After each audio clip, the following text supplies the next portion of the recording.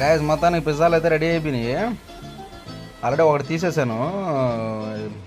1 by 1 పెట్టాం కదా, కొంచెం ఫస్ట్ ఒకటి పైన ఉండే టాప్లో ఉండేది అయితే కొంచెం ఎర్లీగా అయిపోద్ది అనమాట. కింద ఉండేవి కొంచెం అవి బాయిల్ అవ్వడానికి కొంచెం టైం పడుతుంది.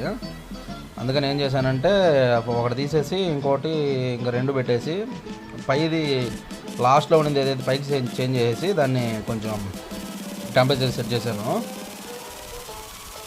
సో చాలా బాగా వస్తాయి అన్నమాట పిజ్జాలు. ఆల్రెడీ ఇంతకుముందు కూడా ట్రై చేసాము. ఇది maybe second or third time అనుకుంటాను నేను చేసేది.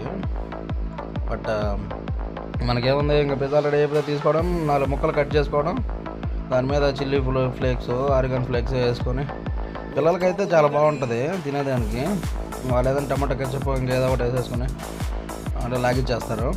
మనం ఏంటంటే జస్ట్ స్పైసీ కావాలి కాబట్టి మనకి కొన్ని ఆరిగన్ ఫ్లేక్స్, చిల్లీ ఫ్లేక్స్ వేసుకొని దుమ్ము రేపడమే. అది కథ.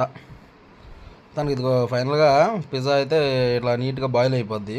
పైనుండే మొత్తం ఇంగ్రీడియంట్స్ అన్నీ చీజ్తో సహా, చీజ్ మొత్తం, కార్న్, టమాటాలు, ఆనియన్, క్యాప్సికమ్ అన్నీ మొత్తం.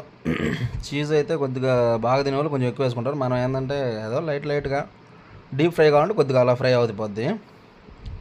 మనకు ఒక మీడియం ఫ్రై టైప్లో కావాలంటే ఫస్ట్ చూపించిన దాంట్లో ఇది కూడా మీడియం ఫ్రై చేశాను. అంటే మరీ డీప్ ఫ్రై అయితే మనం తింటాం కానీ పిల్లలు తినలేరు. అది కథ. ఎంజాయ్.